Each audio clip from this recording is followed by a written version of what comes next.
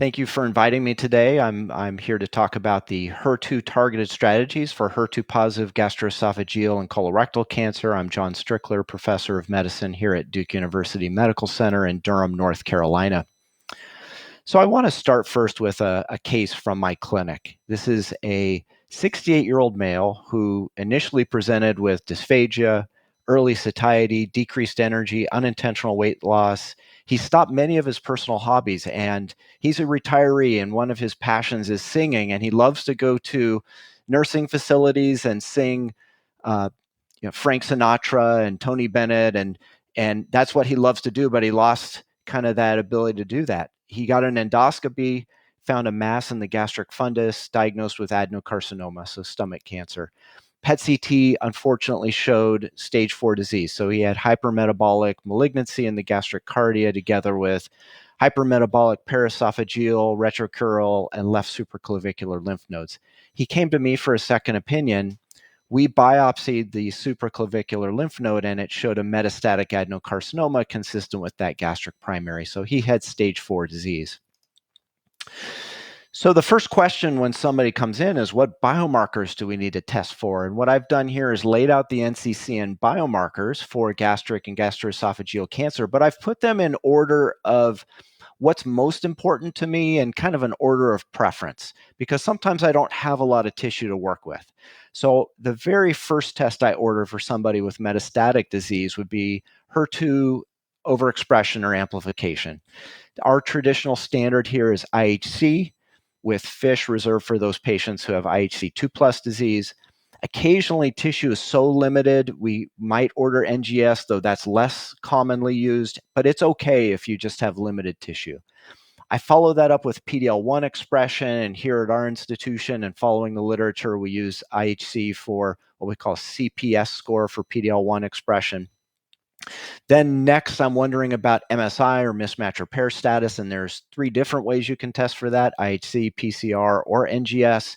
And then finally, if I've got enough tissue left, which hopefully I do, then I'm thinking about these tumor agnostic approvals. So things like TMB, NTRK fusions, RET fusions, BRAF V600E, there we have FDA-approved therapies, and that does require NGS testing. But there are other tests out there we could consider. There's the liquid biopsy with blood-based NGS. There's germline testing in the right clinical scenario. For a stomach cancer, a gastric cancer, sometimes I will test for tumor EBV. Increasingly, we're looking at Claudin 18.2 expression, though we don't have an approved therapy for that yet, though we could get one very soon. And then some providers will also order what's called whole exome or whole transcriptome sequencing. So go ahead. Yeah, just a couple of quick questions. First, any comments on the data that you get from NGS on HER2?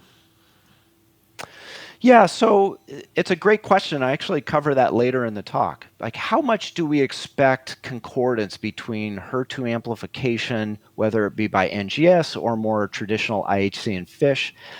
The data would suggest that the concordance in gastric cancer is around 90 to 95%. It's not perfect overlap, and typically where you see some discordance is more of those borderline calls. So just like for FISH, where you get copy number back, you also get copy number back for NGS, and it's not a perfect overlap. But I would say once you get a strong HER2 amplification, that concordance is nearly perfect. And Tony kind of surprised me. Am I right? He said the bar for amplification is 6, not 2 like breast cancer. So the copy number cutoff for an NGS test for positive is labeled as 6. Correct. But I'm not really sure what that means. So when you talk about FISH copy number of 6, that's how many copies of the gene you see on the chromosome with the probe. It's not the same thing with NGS. Right. It's more of a bioinformatic calculation. And we put this on the survey. I'm not sure how you answered. I mean, do you ever do like FISH for HER2 like you do in breast cancer? Yes. So we will do FISH for HER2 if it's IHC 2+. Right. And then the other thing is, I don't know whether you would act on it or not, but I guess you can also see HER2 mutations on NGS. You can, and unlike lung cancer, where there is an FDA approval for an antibody drug conjugate for HER2 mutated cancers, we don't have data yet suggesting that for at least upper GI cancers that that's actionable. Does tucatinib work with the HER2 mutations, incidentally? So we haven't really looked at it in a robust way, and one of the challenges with HER2 mutations is that there's a lot of different types of HER2 mutations. It could Right, involve right, right. the extracellular domain, the tyrosine kinase domain, other aspects of the protein. And then when you start to parse out all the different types of mutations, understanding whether it's active for that particular mutation can be tough just because you don't have enough patients to get the data. So I would once again put that in the yet category. But I have to ask you, like, what's your vision for the pathophysiology of why this man had problems singing? It's kind of an interesting presenting symptom. Do you think it was like being able to hold his breath or something? Why would the tumor affect his ability to sing? What I would ascribe that to is just general functional decline. People with Right. gastric cancer feel crummy.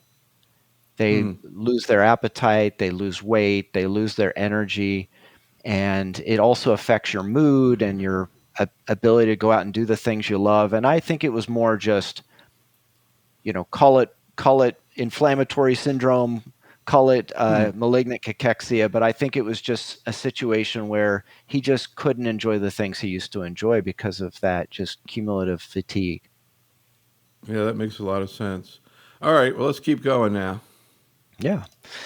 So let's get back to this patient. So he has biopsy confirmed metastatic gastric cancer, and I ordered very first was HER2 IHC. Now I put it sequentially, but I get them back at the same time. HER2 IHC was 3 plus, highest level of expression, and we used the PDL1 22C3 PharmDX CPS score, and that came back as a CPS of 100, combined positivity score of 100. So complete expression and mismatch repair proficient. I did not have any more tissue to run NGS testing, and germline testing ultimately was negative. So I guess the next question is, what do we do next? I had to call him up. He was getting care locally, and I needed to communicate the recommendation. So um, I'll go into some details first on HER2 amplification and GI malignancies. Now, when we think about GI cancers with HER2 positive disease or HER2 amplification, typically we're talking about esophagogastric cancers. This is about it's relatively uncommon in the US compared to some of our other GI cancers, but we do see HER2 amplification in about 15% of patients. When you go down the list to say colorectal cancer, even though it's only 3%, it's 3% of a bigger number. So I would estimate that at about 1,200 deaths a year of HER2 positive colorectal cancer. So that's what our landscape looks like. We also see a spike of HER2 amplification among patients with biliary tract cancer, specifically gallbladder cancers or extrahepatic biliary cancers. So we have known for years that anti-HER2 therapies are active for patients with HER2 positive gastric and gastroesophageal cancers. That data was first generated from the TOGA trial, one of my favorite names for a clinical trial in oncology. But TOGA essentially evaluated chemotherapy with or without trastuzumab in the first line setting for patients with HER2 positive gastric and gastroesophageal adenocarcinoma. Now, they were fairly inclusive in this trial. They were including patients who are maybe FISH amplified but IHC negative. So there were a few more patients included than we would consider as truly HER2 positive. That said, even with that very broad inclusion, it was a statistically significant survival benefit in favor of trastuzumab chemo as opposed to chemo alone. Now, when you actually go into what I call the true HER2 positives in a post hoc analysis, we see really substantial benefit for the addition of trastuzumab. So survival improved from 11.8 months up to 16 months. There are some other quirks to HER2 positive upper GI cancers. So it tends to be more proximal So we see higher rates of HER2-positive disease in the gastroesophageal junction as opposed to further down in the stomach. And we also see it more commonly in this intestinal subtype of gastric cancer. So that was our established standard for about a decade. Chemo, trastuzumab in the frontline setting for a HER2-positive upper GI cancer patient.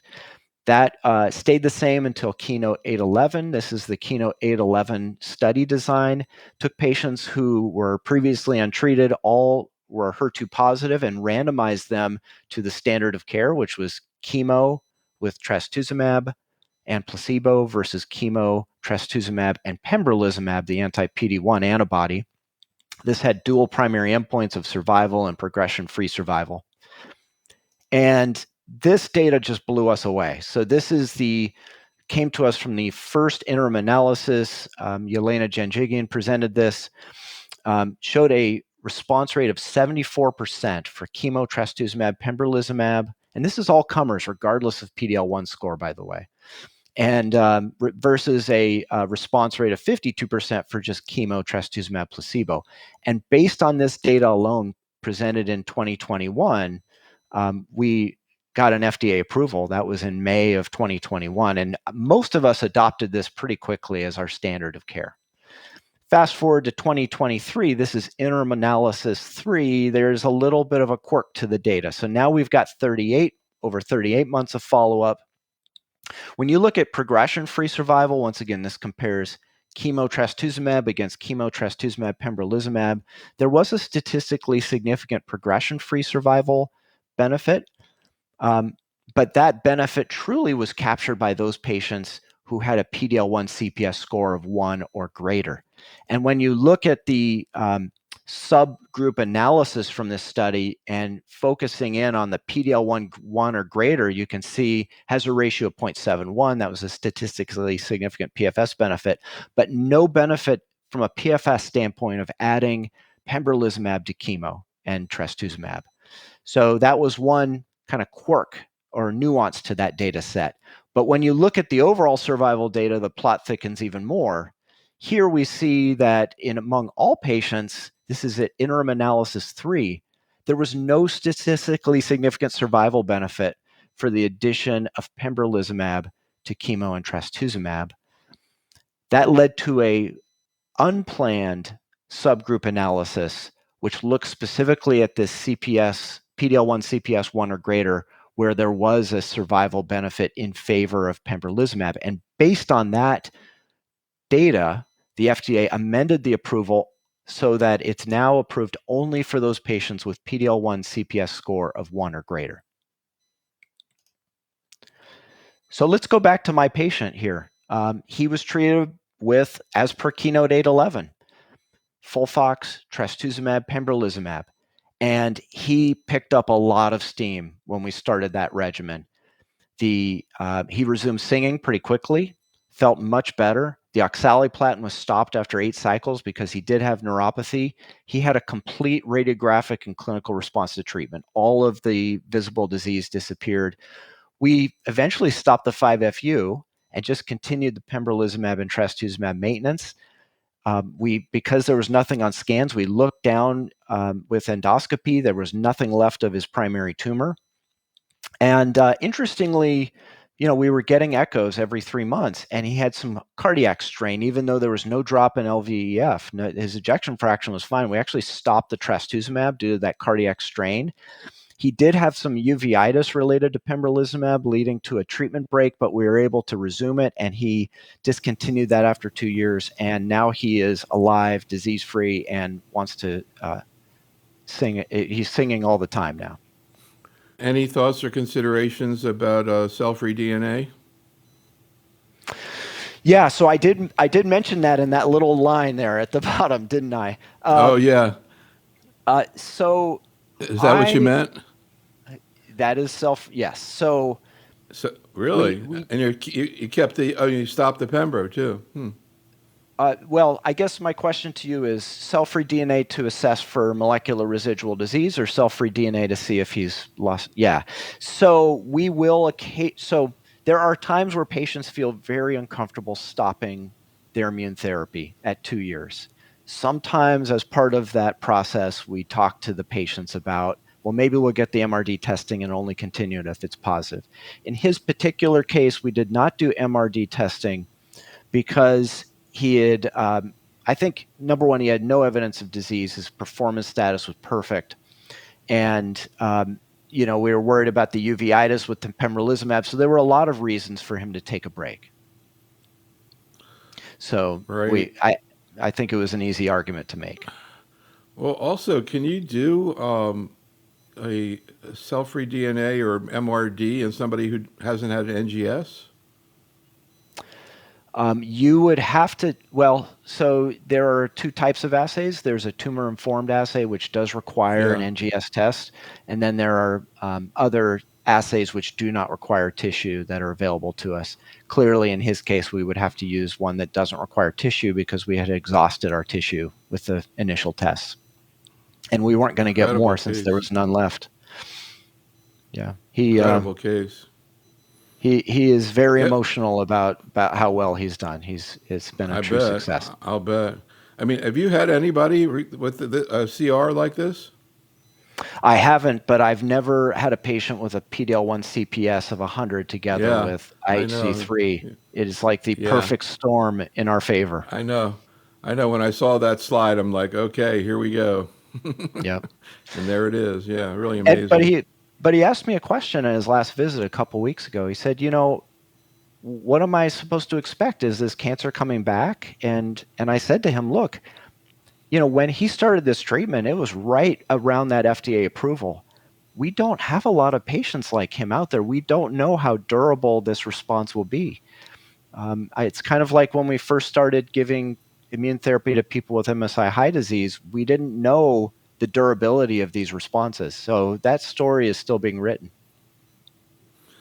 I had this weird fantasy that somehow his singing was like maybe improving his immune response or something, getting him into a state of hypervigilance or something. Well, Anyhow, it's clearly de-stresses him, and we know that the stress can impact there your you immune go. system in some ways, right? So, like exercise. Yeah. All right. Well, that's great. Incredible case. But I want to just wrap up here with a note about resistance. Now, this patient thankfully did not have resistance, but we know that nearly all patients develop resistance to anti-HER2 therapies. And when we think about resistance, there's different kinds of resistance, but a classic feature of these upper GI cancers is this idea of heterogeneity. You've got clones that are HER2 positive, clones that are HER2 negative. So you think about this intralesional heterogeneity where some of the cells in a tumor are HER2 positive and some are negative. You can imagine that the anti-HER2 therapy selects out the HER2 negative clones. And then there's interlesional heterogeneity. This has been well documented over the years where literally at one lesion's HER2 positive and the other is HER2 negative. And then you'll obviously see that heterogeneity grow out over time. And then you see this idea of temporal heterogeneity under the selective pressure of time, where a HER2 positive tumor acquires new mutations and alterations that drive resistance, or, which we see quite commonly, is this idea of HER2 loss, where HER2 is lost over time. And a number of my colleagues have looked at this idea of what happens to a tumor that becomes resistant. And about 30% of upper GI cancers will either lose HER2 or gain some other alteration, classically KRAS or PIK3CA. It's a big problem of resistance. And I think that's what's held us back from this idea that you could keep anti-HER2 therapies going past progression, because most of our second line studies up till recently have been negative, and I think this is a big factor. Before you go on, I was just kind of wondering, because the whole metabolic thing that you were describing before makes so much sense.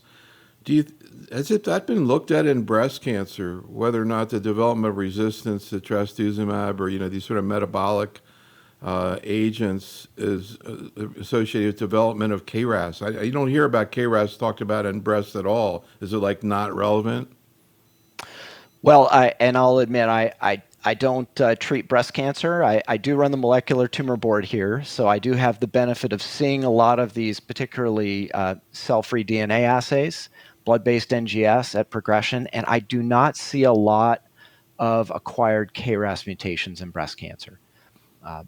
But I do suspect PIK3CA can come up in breast cancer.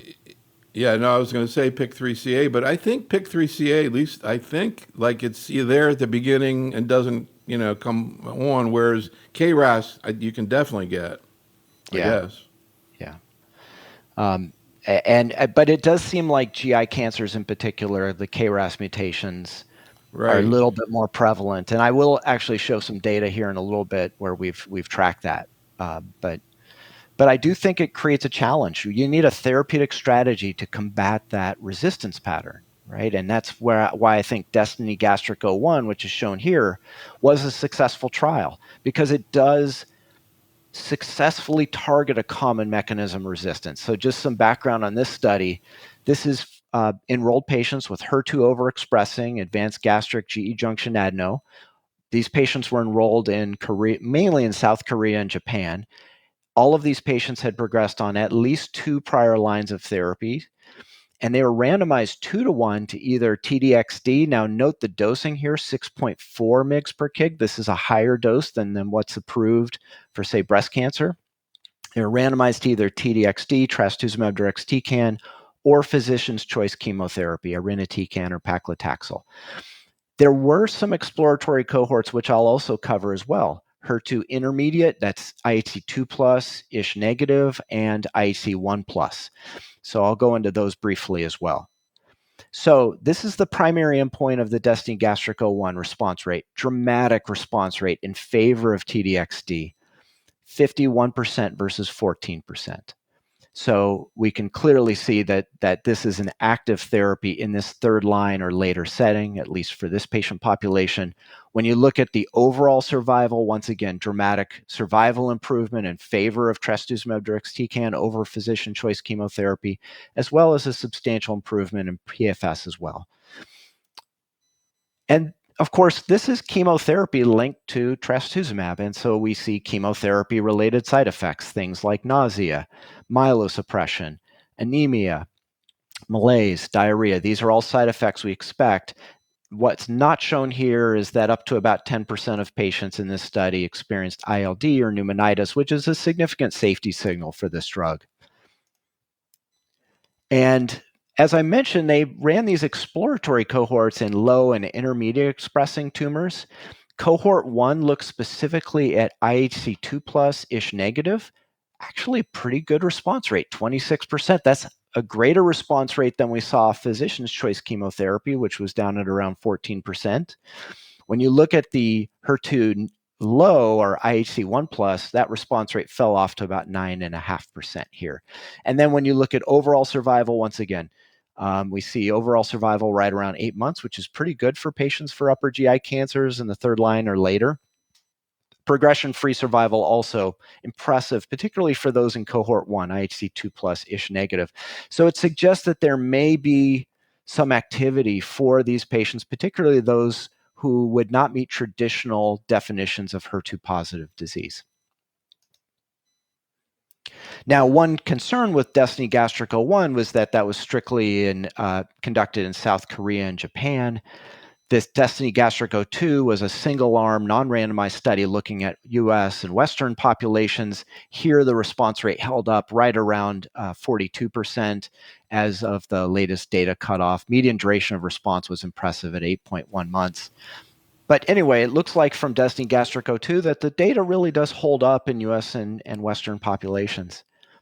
So some final thoughts on HER2-positive metastatic gastroesophageal cancer.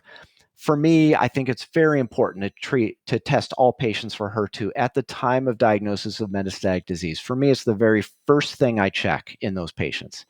And then I'm obviously trying to rapidly layer on PD-L1 testing, MSI testing, some of our tumor agnostic biomarkers as well if I can.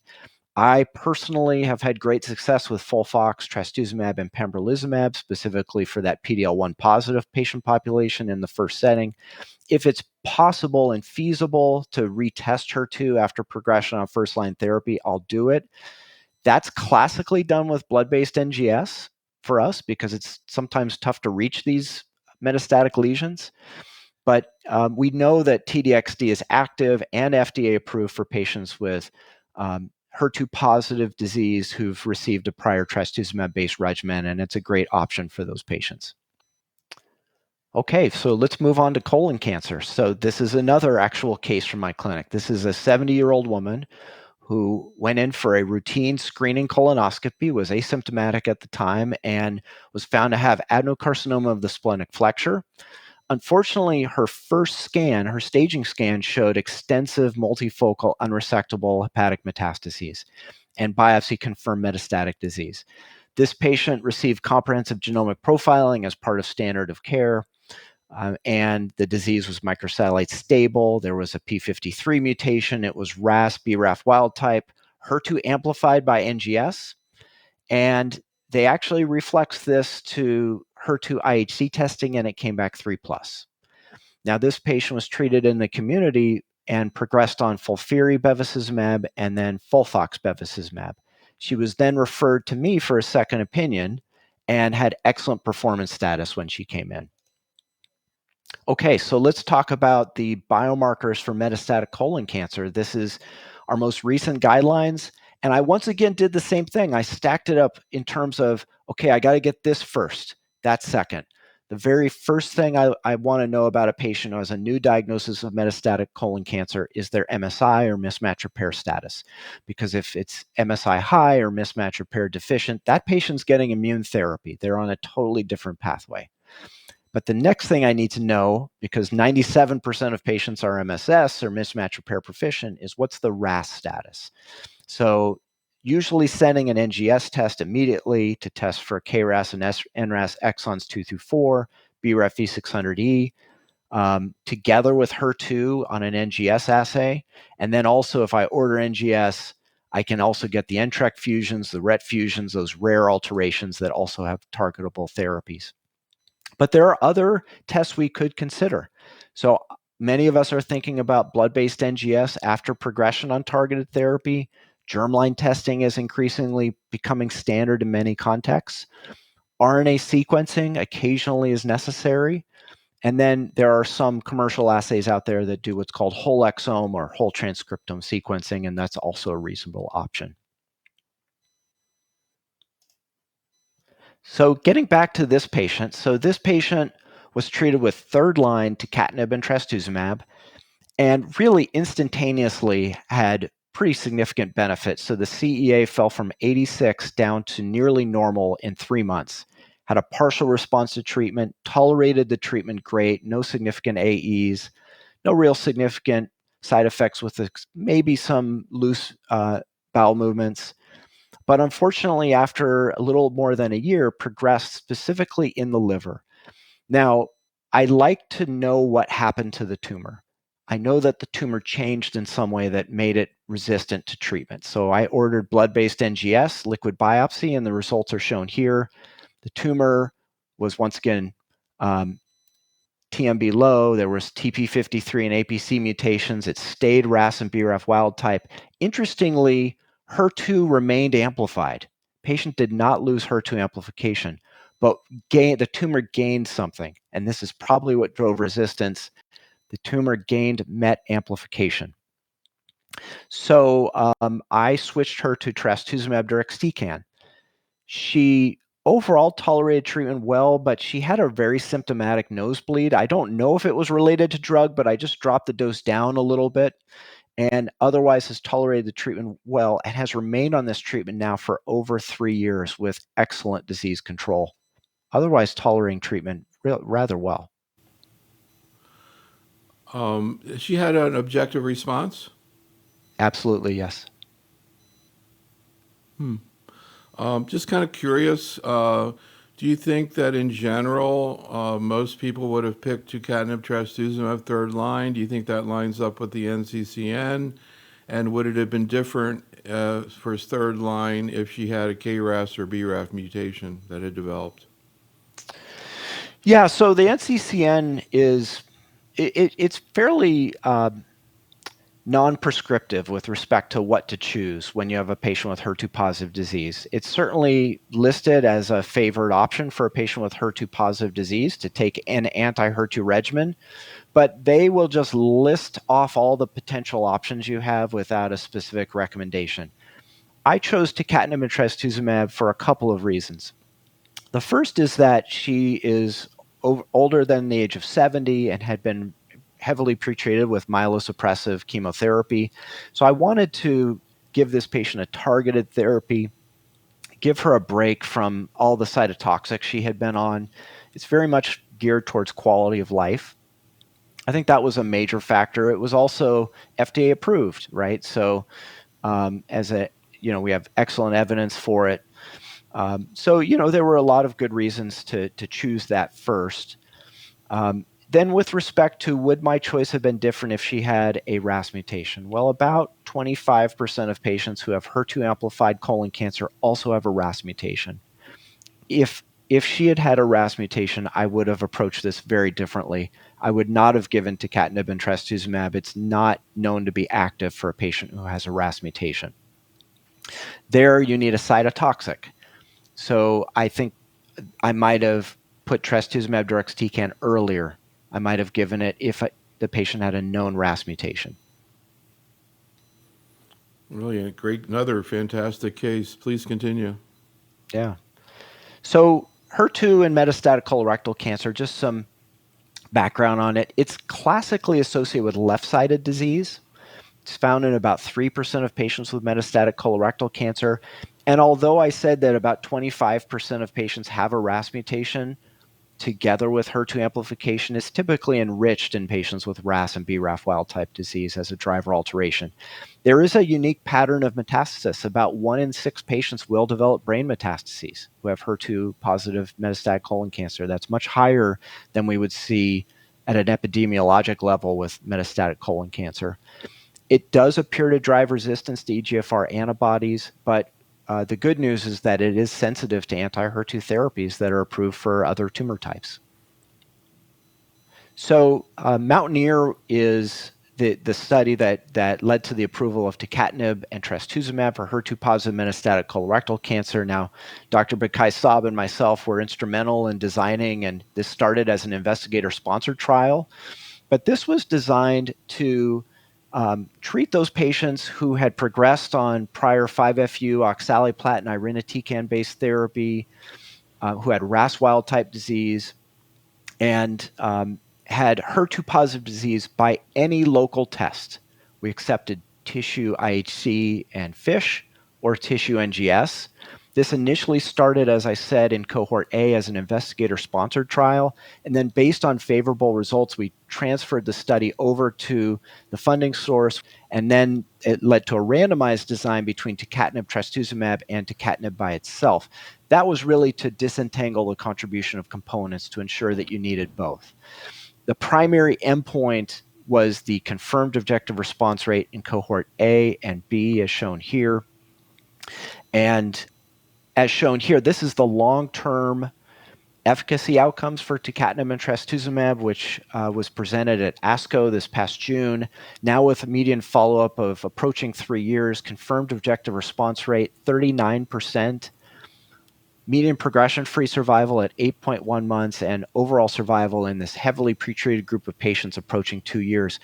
What really stuck out to me as an investigator on this study was the durability of the responses. Median duration of response was over 15 months. And you can see here with this spider plot on the right, there were many patients with responses ongoing well now past 5 years.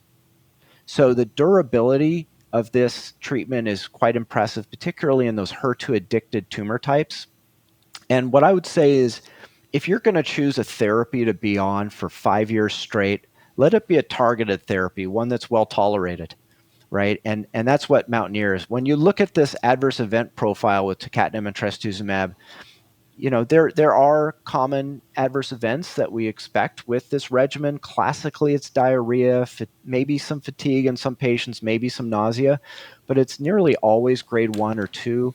Every once in a while, we'll run into a rash related to treatment, but it's not that common.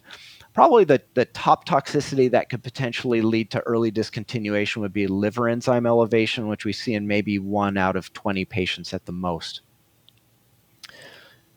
And as I said, one of the quirks of this study was that we accepted HER2-positive results by any test, however it was found. Could be IHC in fish, tissue NGS.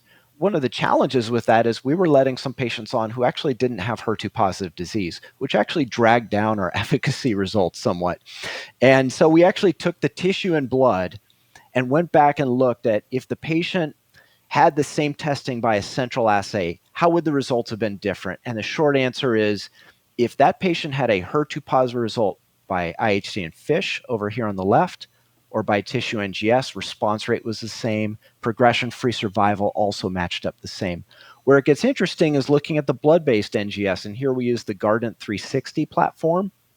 Now, I think there's a really important lesson from this data, and that is that blood-based test, the Guardant test, it doesn't tell you whether you have HER2 non-amplified disease. It just tells you if HER2 is detected or not. Okay, so there's two reasons why you would be HER2, quote, negative. One is that you don't have amplification, and the other is it's just not detected. And so as a result, you can see there were many patients who were, quote, HER2 negative by the blood test that responded, 25% with a progression-free survival at 6.3 months. So the lesson and the takeaway here is, if you can trust a positive result from the blood test, response rate looks good, 42%, PFS at 8 months. But if you don't see HER2 amplification in blood, you have to test it in tissue to rule out HER2-positive disease. So now this question of what happens at resistance. We looked at blood, ran Guardant 360 on patients who progressed on the Mountaineer regimen. And the reason why we did this is we wanted to know, what do you do next with a patient? Patient was on, like the case I just gave, we had a patient on for 14 months, progressed. So what happened to that tumor? So here on this chart, each row represents an individual patient. The red color represents a gain of an amplification. Blue represents gain of a mutation. Black represents loss of amplification. And we've stacked it from highest progression-free survival at the top all the way to lowest progression-free survival at the bottom. And what you can see is on this PIK3CA column right here, lots of gain of PIK3CA. The most common acquired amplification was MET amplification, and ironically, that's exactly what I showed in this case. MET amplification is targetable. There are drugs in development that are highly active against MET amplification, so that's actually a druggable target. And then we can see that loss of HER2 amplification was only seen in 2 patients, so about 15% of patients. So when you talk about what happens to a patient who progresses on tucatinib and trastuzumab, it's nearly always gain of something, classically a RAS mutation, PIK3CA, or METAMP. Rarely is it loss of HER2 amplification. And that guides our next therapy. So I want to get to trastuzumab deruxtecan now. So just as a reminder, TDXT is an antibody drug conjugate. It's trastuzumab linked to a topoisomerase 1 inhibitor. This is Destiny CRC01, which has been presented now several times, published in Lancet Oncology in 2021. This took patients who had progressed on at least 2 lines of therapy, all of whom had RAS-BRAF wild-type disease here. And it looked at 3 cohorts. Cohort A is the classic HER2-positive group of patients by central IHC in FISH. Cohorts B and C are the intermediate and low. Now, you asked me this question about, well, how do they do? If they have maybe HER2 IHC 2 plus ish negative, no responses, PFS of 2.1 months. Cohort C was 1 plus, no responses, PFS. There's actually data showing there's no activity for colon cancer specifically. All the activity is in cohort A, which is your classic HER2 positive group of patients. Here they showed a response rate of 45%, PFS at 6.9 months, and disease control rate at 83%. Really impressive results. But when you go and you kind of open up the hood and look behind the data, there's some interesting messages that come out. The first is that almost all the responses occurred in patients who had IHC 3 plus disease. The response rate really drops off for trastuzumab deruxtecan among those patients who are 2 plus ish positive. So it looks like expression really matters for colon cancer. But the other really interesting data is they allowed patients to have progressed on prior anti-HER2 therapy. And whether that patient had progressed on prior anti-HER2 therapy or not, response rate was identical, right there at around 44, 45%. So it does suggest that you could hold this disease, you could hold this treatment back for progression on a prior anti-HER2 therapy like tucatinib, trastuzumab, and achieve very similar results with trastuzumab deruxtecan. Go ahead. Can we kind of go back to the RAS thing? When you looked at the Mountaineer data, did you have patients who had RAS mutations? And I'm guessing if you looked at it that they didn't respond to tucatinib? Is that, were you able to die? I'm not saying on progression. I'm saying they had it when they started tucatinib. I actually have that data. I just haven't shown it today. So it was an eligibility criteria that you had to have RAS wild type disease in tissue to qualify for the study. But there was a small handful of patients that had a RAS mutation in blood that was not detected in tissue. We had one patient with an NRAS mutation that stayed on study for literally years.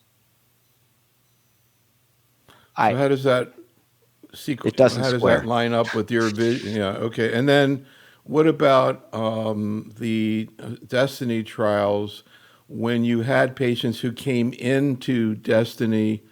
I guess again, they had RAS wild type to get in the trial, Mhm. so you don't really know whether you don't know whether it would have worked, right? That's correct. They did not look at it in Destiny CRC01. They looked at it in Destiny CRC02, which I'll show you that data here in a moment.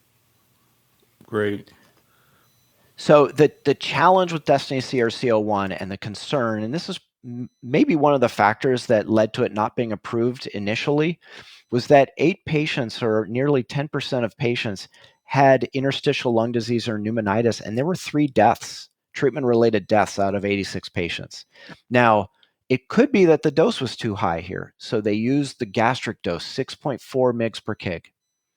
And so the question is, well, if we had just used a lower dose, could we potentially mitigate the toxicity and see similar results? And that's what inspired Destiny CRCO2.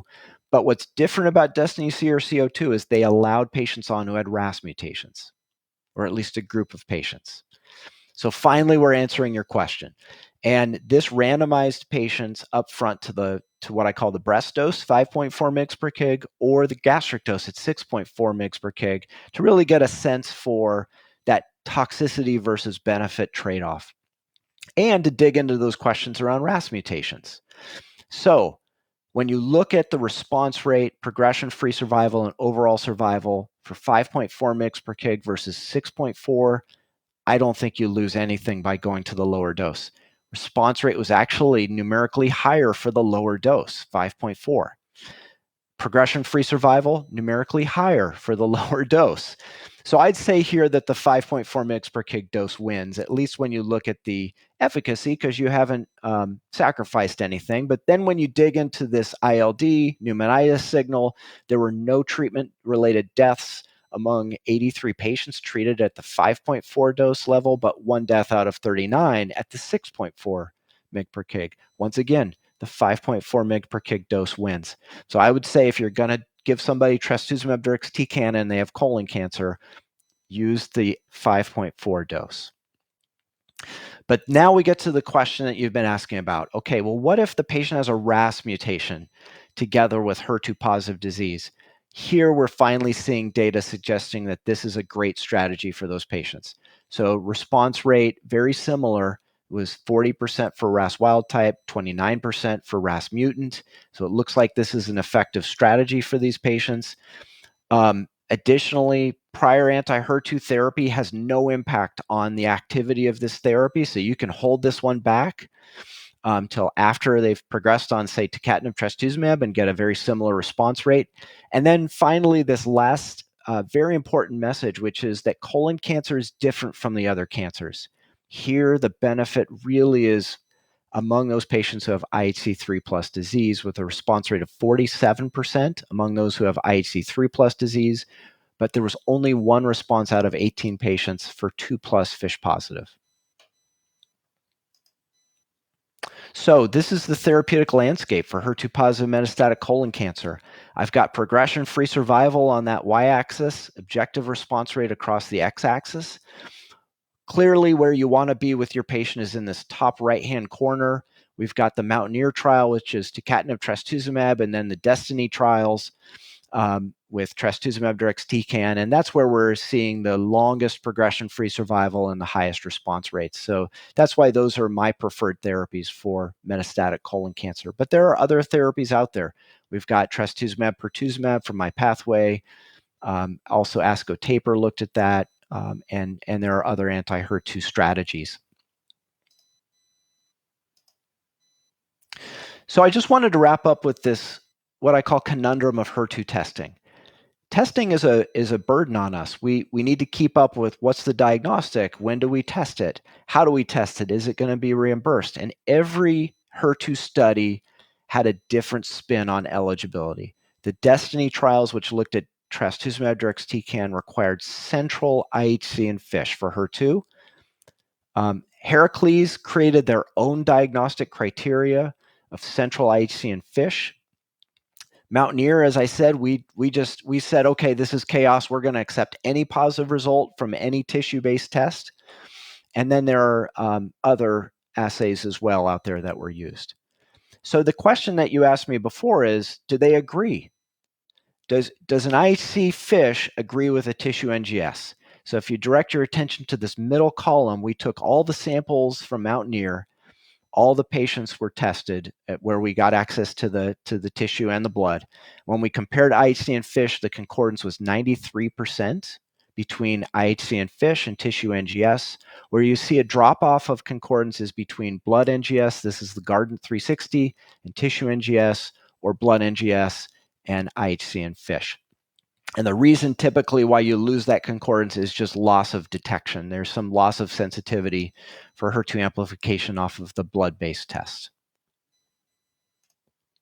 And then, as I said, the question that some of us get from our pathologists when we want to order HER2 for colon cancer, our pathologists will sometimes call us up and say, okay, what criteria do you want me to use? There's no standard colon criteria, right? Well, there actually is standard colon criteria from Heracles study. They created their own, slightly different spin on the criteria where the patient had to have HER2 expression in 50% or more of the cells. The breast and the gastric criteria are a little more similar in that it requires expression in 10% or more cells. But the bottom line is we don't have access to the Heracles criteria in our clinics. We only have access to breast or gastric. I would recommend gastric just because it's most similar to colon. But the bottom line is, does it matter? And we also looked at that as part of Mountaineer, where we tested all of our specimens by the gastric or the breast criteria, and we saw perfect concordance. Negative by breast was also negative by gastric. Positive by breast was also positive by gastric. So ultimately, it doesn't matter which test you choose, breast or gastric, you will get the same result, and it will be a strong predictor of whether that patient benefits from anti-HER2 therapy. So just some final notes here on treatment of HER2-positive metastatic colon cancer. Bottom line is all patients with metastatic colon cancer should be tested for HER2 overexpression or amplification. My testing practice is to order tissue NGS at the time of diagnosis of metastatic disease. And if I see HER2 or ERBB2 amplification in that NGS test, I will then send the HER2 IHC. I won't just send that HER2 IHC without a positive result off the tissue NGS. And currently we have 2 FDA-approved therapies, trastuzumab deruxtecan and tucatinib and trastuzumab. Tucatinib and trastuzumab is effective. It's usually well tolerated. It's a nice chemotherapy-free regimen, particularly well suited to patients with RAS wild-type disease, particularly if they've not been treated with prior anti-HER2 therapies. Trastuzumab deruxtecan is also highly active, a great therapy for those patients who have HER2 IHC3 plus disease, including those patients who have a RAS mutation together with HER2 positive disease. And one key aspect of trastuzumab deruxtecan is it appears to retain its activity after progression on anti-HER2 therapies, because the mechanism of resistance to those therapies is not loss of HER2. They will maintain that HER2 expression. All right, thank you. So, just a couple of quick follow-up questions. So, I'm looking at your slide on criteria for HER2 plus, and it kind of looks like breast and gastric is the same. What's the difference?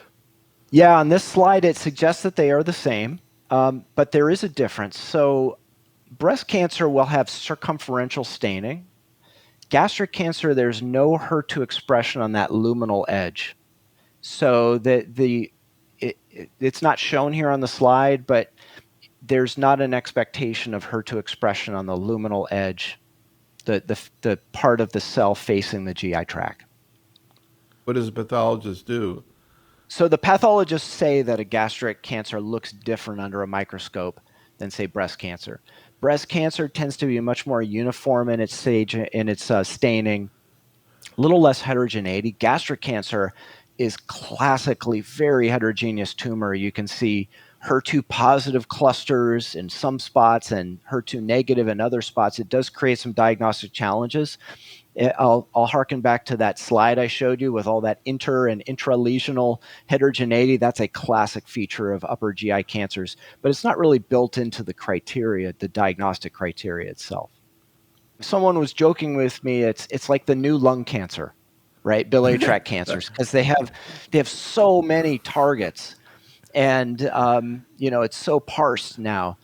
And thankfully, most of those targets you can catch off of an NGS panel, be it the FGFR fusions, the RET fusions, KRAS G12C, KRAS G12D, BRAF V600E. And I think that's probably what you want to do. But the challenge is that there's only one FDA-approved therapy for HER2-positive biliary tract cancers. That's trastuzumab deruxtecan, but that FDA approval is not for HER2 amplification. It's only for IHC3 plus HER2. So you've got to do your NGS to get almost all your targets, including MSI, and then you have to send that second test for the IHC3 plus. And when you go into the Destiny pan-tumor data, there's only 3 cancers that really let down that approval, because that approval was only IHC3 plus, more restrictive than you would expect, right? When you think about how active it is, there's 3 cancers where it does not work for 2 plus FISH positive, and they're all GI cancers. Pancreas cancer, almost no responses, even in IHC3 plus. Biliary tract cancers, no responses for 2 plus FISH positive. It's almost exclusively IHC3 plus is the responses. And now you saw the data for colon cancer, right, which shows very limited activity for 2 plus FISH positive. If you take away those 3 cancers, trastuzumab deruxtecan is a potent therapy across almost all solid tumors at 2 plus FISH positive. Interesting. Yeah, when the pan-tumor approval came out, both had already been thinking for non-small cell lung and colorectal, like, why aren't we able to use TDXD? And then the Yeah, funny thing is, it came in through the pan-tumor approval. All of a sudden, right, you could do it. Wasn't a colon study, it wasn't a lung study, it was just the pan. right.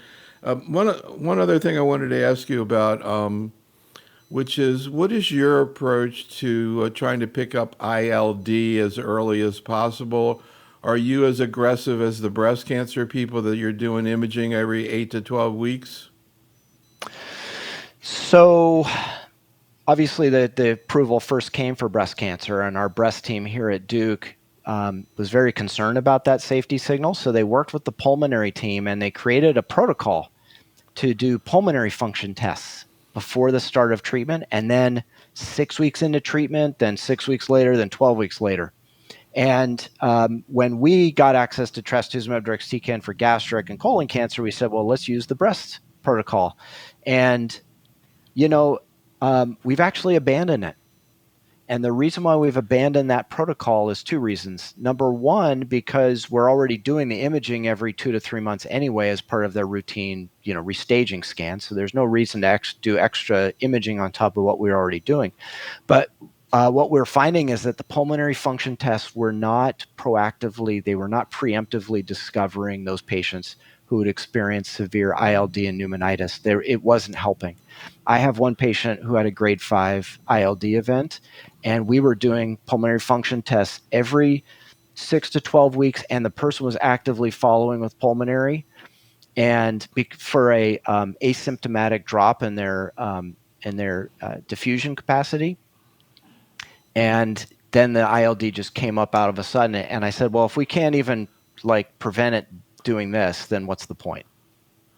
Yeah, but when you talk about what breast people do, we're not talking about what you guys did, what the breast people at Duke did as a research project, because that Okay. nobody else is doing that. They're doing imaging.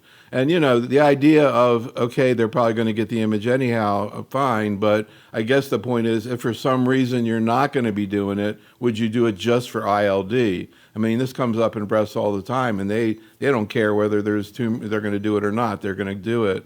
And I just noticed outside of breasts are not as aggressive, lung, et cetera. You guys. Yeah, I mean, I think the challenge here, which I'm kind of recounting to you with this story, is like I'm happy to do.